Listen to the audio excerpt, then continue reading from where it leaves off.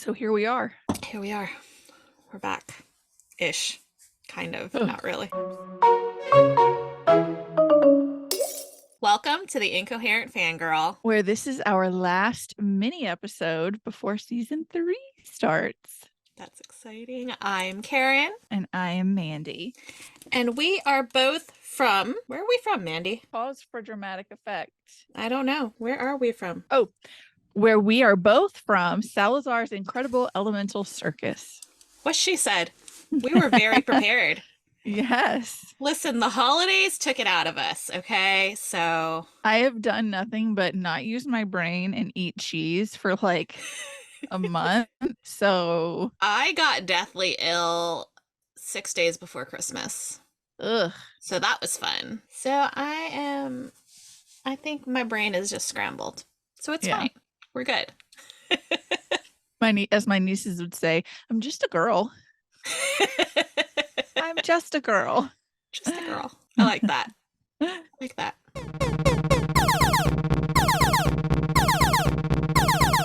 That sound means we have an intruder alert. It's an intruder. Our first of 2024.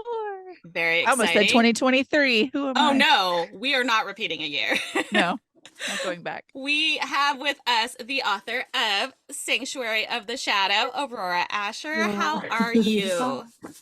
I'm great. Thank you for having me. Did I pronounce so that correctly? Yeah. Okay. We're so excited. It was so much fun to read the book. Yes. One of our first questions that we asked our guest is, can you give us an elevator pitch of the book for anybody who hasn't heard of it yet? Yeah, this is actually like the hardest question I get asked ever, I think. But I guess it's like it's a forbidden romance between a fortune teller who works at a magical circus and mysterious, dangerous man who shows up, and there's evil / morally gray queens and elemental magic. I don't know if that sums it up. No, It hits all the summed major it up points, pretty I think. well. Yeah. Yeah. I freaking loved the traveling circus, and like this is so silly, but there's a point that gave me like what might have been happening like in the background of Dumbo. Like I felt like Dumbo was somewhere in a cage, because like I could just picture like these caravans, everybody's got their own, and then I don't want to give too much away, but there's a tent with a cage in it that they don't really want anybody to go in, and I was just like, there's one of those for Dumbo somewhere. Hey, but I haven't even thought about that movie in like 25 years, so now I need to go watch it. So thank you. It was my husband's like favorite movie as a kid, and so like I haven't watched it because I can't traumatize myself like that. Yeah. The pain, I can't do it. But yeah, like I loved the traveling circus. I love a circus story anyways, but seeing like the behind the scenes is really cool. Like them having like everybody basically having their own train car, but with, like, horses instead. The horses, yeah. That was so fun. It was so fun to read. Where did the story idea come from? Like, how did you come up with the setting and also the magic system that happens in the story?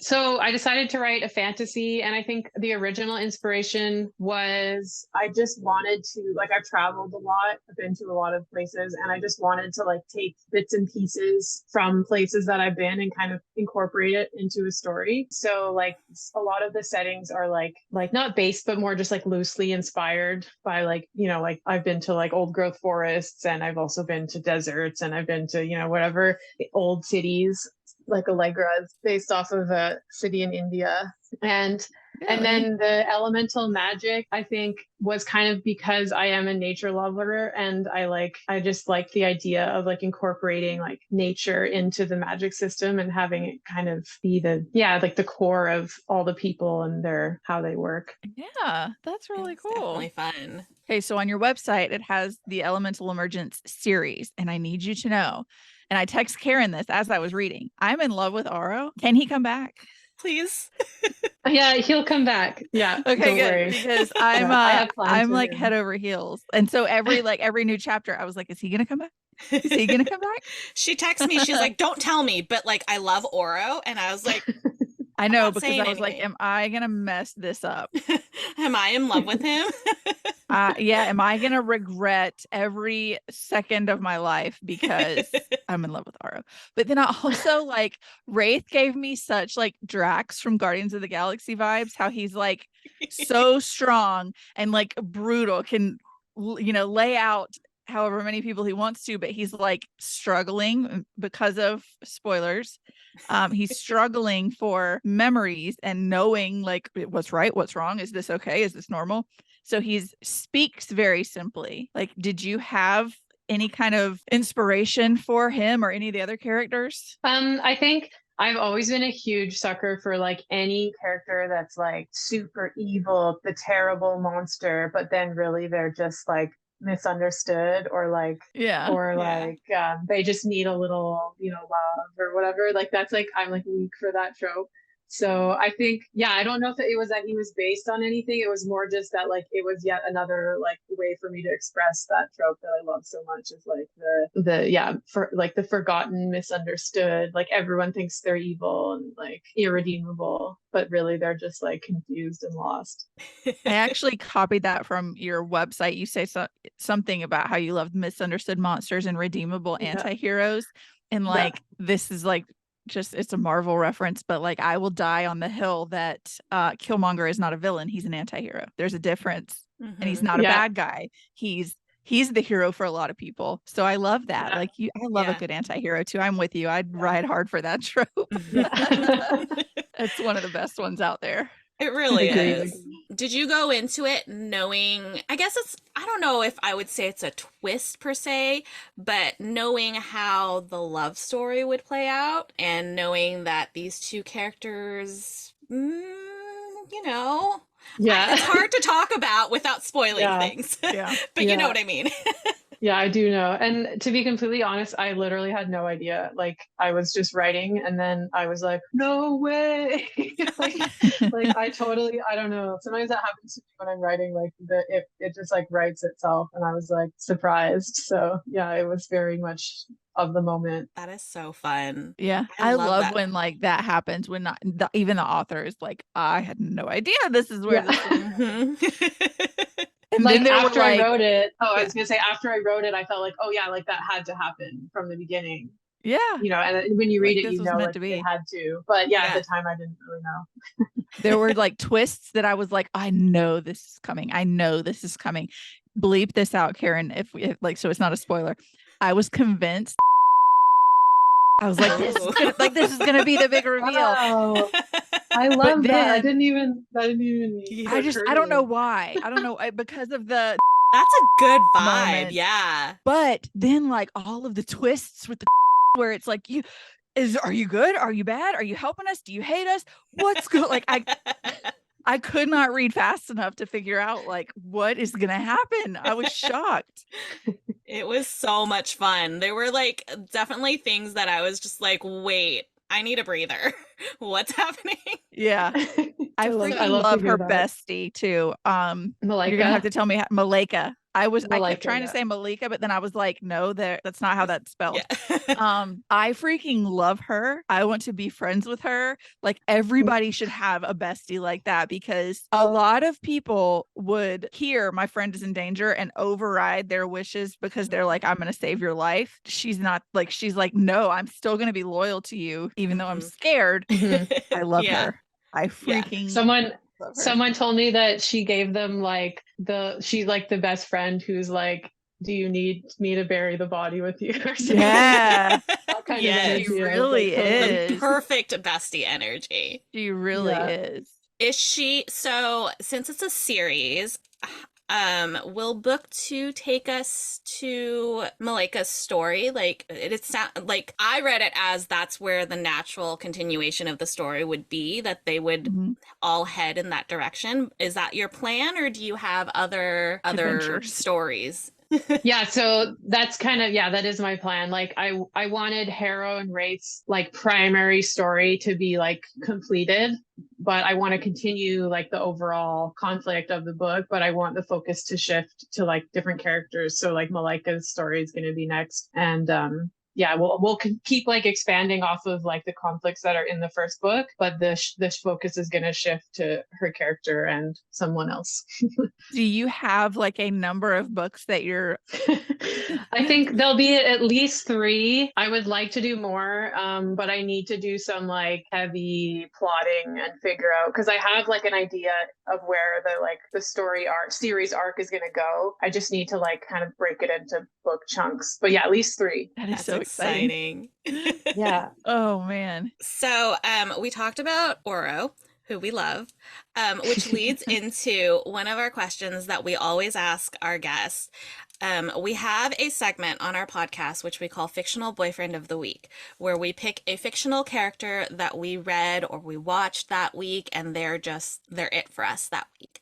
Do you have any fictional characters that you would just ride or die for, fight anybody over? This And is where every moment book you've ever everything read is gone. Like you don't. Have I ever seen a movie? Have I ever watched? Like, Yeah. have I ever read What's a book? Instantly, I'm like, What's Breaking Bad. TV?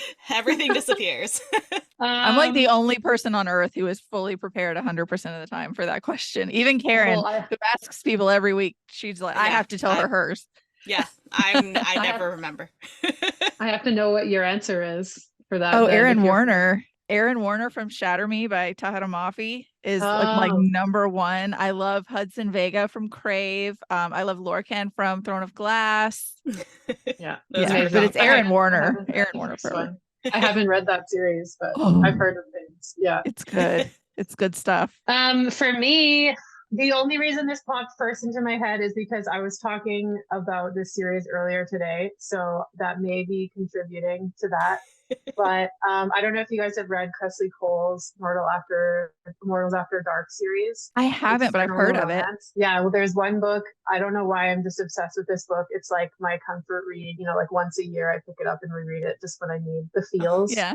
And it's called Demon from the Dark, and the character is Malcolm. He's a demon vampire. He's super troubled. I love him. I Oh, love sold. That sounds Yeah, amazing. you had me Yeah. at Demon Vampire. Yeah. Not Yeah. gonna lie. I'm gonna switch gears a little bit because I peeped your website a little while ago and I read about a hip hop prog band and I want to know more about that. Cool. Yeah, I used to, well, I still do, but less seriously. Like before the pandemic, I was like a touring musician, and that was my like primary kind of thing. And like I grew up playing piano. I was a classical pianist when I was a kid, and like that was always my big dream. Like, you know, when you're little and someone's like, what do you want to do when you grow up? And I would be like, a concert pianist. Like that was like for sure my thing. And then yeah, like you get older and like you change and whatever. And then when 2020 happened, I had been like writing like as a more of a hobby, but like a very obsessive hobby, like not a healthy hobby level of fixation. And then in 2020, I was forced to kind of like reassess like what I was doing, because like music just like stopped basically. So that was when I started my like publishing sort of journey, and like and it kind of took over, like, and this is now my primary focus. But I still play music and I still love it. But yeah, That's really cool. It's you're so well-rounded. Like you're writing books. You've got a whole nother series. You want to tell us about Can you that? talk I haven't about read that? it. I just learned about it. It's Sounds paranormal romance. good. Yeah, sounds thanks. It's like it's my indie series, so that's kind of what I started first publishing with. But yeah, it's like about a group of demons that escape hell, and they want to live on Earth and not be evil anymore. It's kind of like lighthearted and funny. They live in Montreal, which is where I live. So I love that. yeah, They sound like sweet baby angels. yeah, they are. That's pretty much exactly the I vibe. love that so much. Can you talk about, so you are both indie and traditionally published. Can you talk about kind of what that means for anybody who doesn't know, and also what each of those journeys kind of looked like for you? Yeah, my story is very, I think, unusual. So yeah, a hybrid author means that you're both published through a traditional publishing house, or we call it trad pub to be short. And then indie is like where you are the boss, you wear all the hats, you do everything yourself, you publish yourself. So when I first started deciding that I wanted to publish my work, I thought, what's my ideal scenario? And I kind of was like, well, I like the idea of TradPub because, you know, in the ideal scenario, you have like editors and proofreaders and, you know, they do everything for you. But then I started getting into the like query process, which is like, in order to get a publisher, you have to query whether it's agents or publishers, and you write them a letter, and you kind of like, speaking of me sucking at the elevator pitch, like you elevator pitch your book in an email and you hope they read it, and you have to email them like 5 times and then they, you know, wait 6 months to hear back. So I got kind of sick of that pretty fast. But so then like, and I'd always really liked the Entangled, like I read a lot of their romance books and I just thought they were a good publishing house, so I queried them. But I sent one last query and I was like, I'm done. I don't want to do this anymore, like I'm over it. So I was like, I'm going to go indie. So then that was when I started publishing my demon romance series, and that happened. And then like 6 months later or something, like Molly Madjumder, who's my editor at Entangled Red Tower, she actually got back to me and was like, oh, like I really liked your fantasy book. So we started working together, and that was actually before Red Tower like existed at all. So we were just planning like a fantasy romance release like on its own, and then they ended up starting Red Tower and like wanted to put my book in with their releases on that. So I was obviously like, hell yeah, let's do absolutely. that. So yeah, so it all kind of happened, like it wasn't like some grand plan. It was kind of just like things like unfolded and I just went with it. That is so cool. And it's inspirational for other people who are like, I'm an indie author. I'm never going to hear back. I emailed 3 months ago and I haven't heard anything. Like, your email could be coming. Yeah. Yeah, exactly. And I think for me, what helped is that I was like, this is my like ideal scenario. Like I defined kind of like exactly what I wanted. Yeah. And then I tried. And then at a certain point, I was like, okay, like that's not working. I'm going to do this other thing. And I like, because I think a lot of people feel like they have to just stop and wait while they're waiting. And I think that was what made it work for me, was that I just kind of adjusted my plan as I went. Yeah. Yeah, for sure. How's it feel really to cool. be part of this kind of opening class of Red Tower? Like the books that have come out already have already knocked Heavy people's hitters. socks off. Like you're in good company. Yeah. Yeah, I've heard that before. It's pretty surreal. Like, yeah, it just like, they didn't really tell me what was going on for a while. And they were just kind of like, we're pushing your book release back. And I was like, okay, like why? And like, I know they couldn't talk to me at the time because they were like sorting things out. So, and then it was like, oh, we're starting a new imprint. And I was just like, cool. Like, and I was just really like, whatever. And then they like, yeah, when Fourth Wing like blew up, I don't think any of us were like expecting that. Like, so there was kind of like this, like, oh shit, like this is the real thing. Like, I got an arc of it and I almost wrote in it because I like to make notes in my books as I'm a heathen.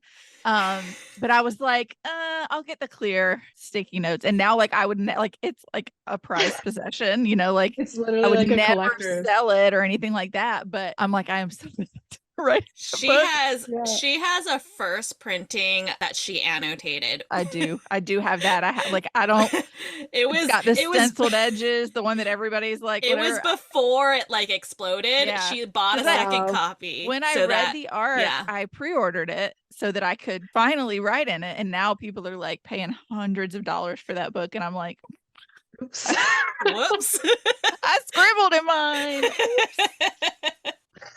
So that kind of goes into another question that we always ask our authors, which is, we know you write, we know we like your books that you write. What are you reading when you're not writing? What books would you recommend? That's actually hilarious because I tend to, like, especially while I'm writing a book or near a release, I tend to like to clear my mind and like, you know, whatever. I read like the complete opposite of what I write, like on purpose. So lately I've been reading like rom-coms, like, and contemporary romances. Rom-coms. Yeah.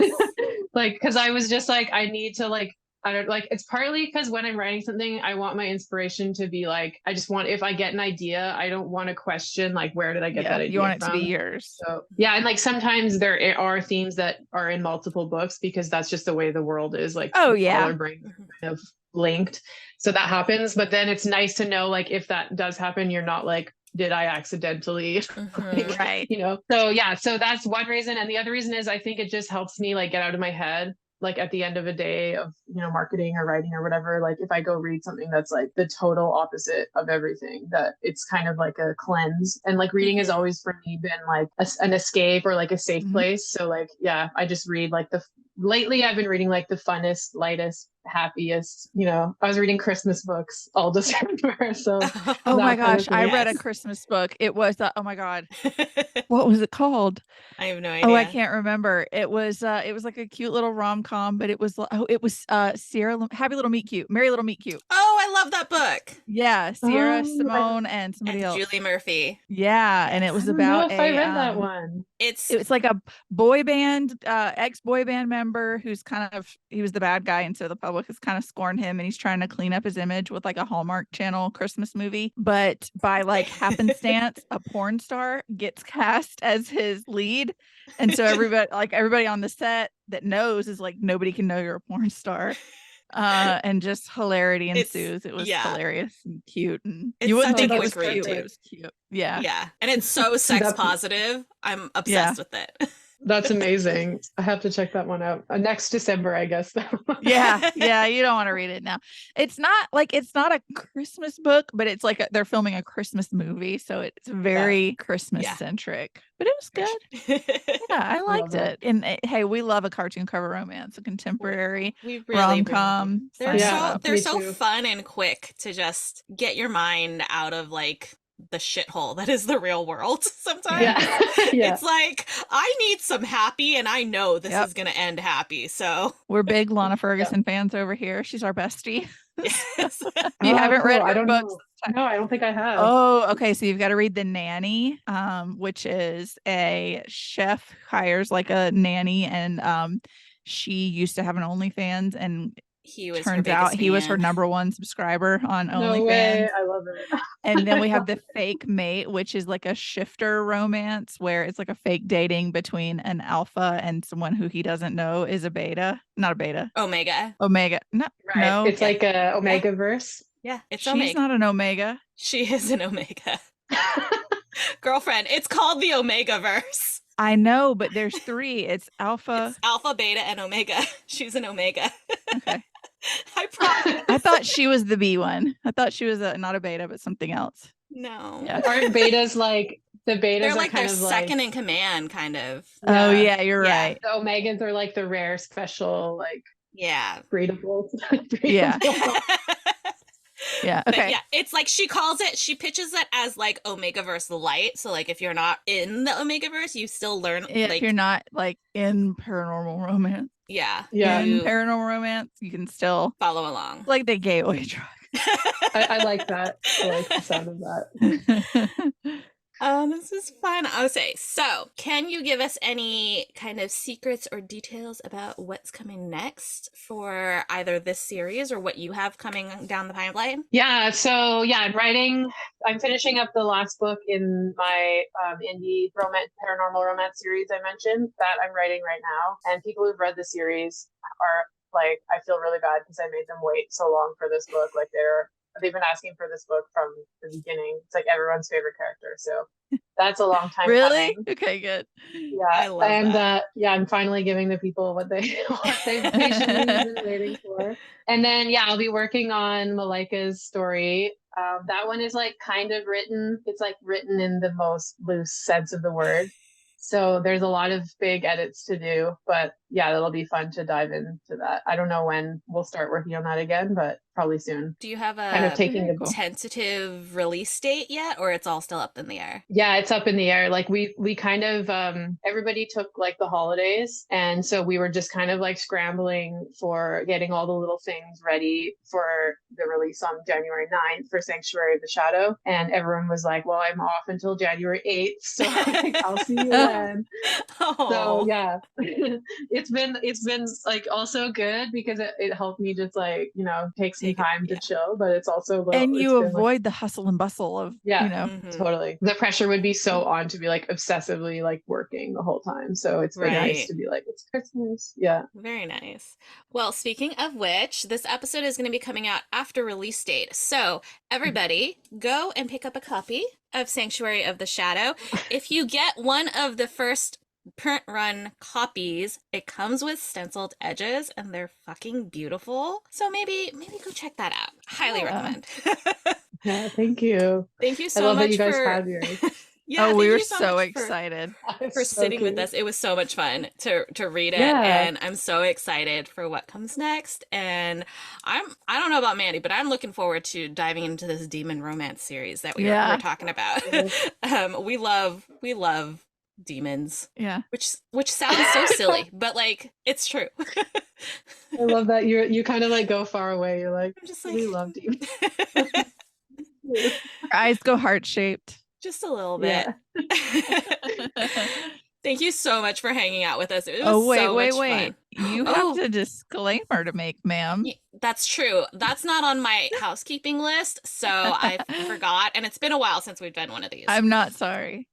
Mandy will never be sorry for this. I'll pretend that I'm sorry, but I'm really not. But we regret to inform you that now that you have been on the podcast, you are legally obligated to come back for every book release you have from here until forever. Sorry, that's so fun though. I would love that. I'm super happy to do that. And now we can let you go. And now we can let you go. Thank you so much. We'll talk soon. Thank you guys. Bye. That was so fun. Bye. I like her. She's so much fun. I know, and she's so pretty. I love her whole vibe. Yeah. And her cozy environment behind her. She looked so cozy. Like I was like, can I come over? I want to sleep over. Yeah, it looks like the coziest setup. I don't know that I would get any work done in there though. No. She said that was her writing space. I would be too tempted to take a nap. I'd be falling asleep the whole time. But man, it looked so cozy.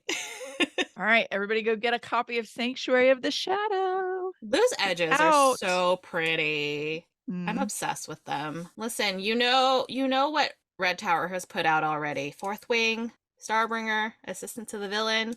I was going to say Assistant to the Villain's right there. Sanctuary of the Shadow. It's the next release. They've got a pretty good track record, I'm just saying. So if you're not going to listen to us, maybe just look at their record so far. Look at the track record. Okay, and it's time for a spiel.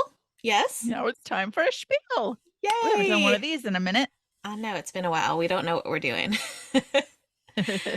If you enjoyed this episode, please like, follow, and subscribe wherever you are listening to us. Please also follow us on social media. We are at The Incoherent Fangirl on all the things. You can visit our website, theincoherentfangirl.com, to read our blog, as well as stream all of our episodes. Everything is there. You can find everything from there. All the things. All the things. If you would like to subscribe to Patreon, head to theincoherentfangirl.com/Patreon. You'll get access to early access to episodes. Words are hard. And information. Our Patreons knew about Rebecca Ross. Yep, before everybody else did. You'll also get video episodes if you subscribe to that tier. So lots of fun stuff happening over there. You can also stop by our merch shop. Go to incoherentfangirl.com/shop to pick up some merch. Wear some cute stuff. Mandy designed most of it, and she's brilliant. So support Millennial us. Hearts. If you have any comments, questions, concerns, suggestions, design ideas, you just want to tell us that we're pretty, we will accept all of that in our inbox. Send us an email at theincoherentfangirl@gmail.com. We love hearing from y'all. And one final way to support the podcast is to rate and review wherever you are listening to us. Please give us your words. We love reading them. Your words. She is at Mandy Perv on all the things. She's at Ms. Made in China on all the things. And once you have finished following us on social media, the podcast on social media, you can go and visit our internet besties because they're awesome. Yep. Do some self-care, do some shopping. Head over to herecomesthenerd.com, use code fangirl, and you'll get 20% off your first order. Then, once you've got all your artsy goodies, you're going to head to onceuponabookclub.com. Now, we have 2 codes for you to use. They don't stack, but you can pick one. We love you either way. You can get some book boxes. They sell like one-off items from the boxes. So you're going to use either Karin 10 or Mandy 10 to get 10% off. Just remember, make sure you spell Karin right. I'm not like a regular Karin. I'm a cool Karin. And once you have done that, you're going to head over to entrancingelixirs.com, get some tea and goodies. Use code FANGIRLT to get 10% off your order. But remember, unlike Karin, there is no I in fangirl. It's FANGRLTEA.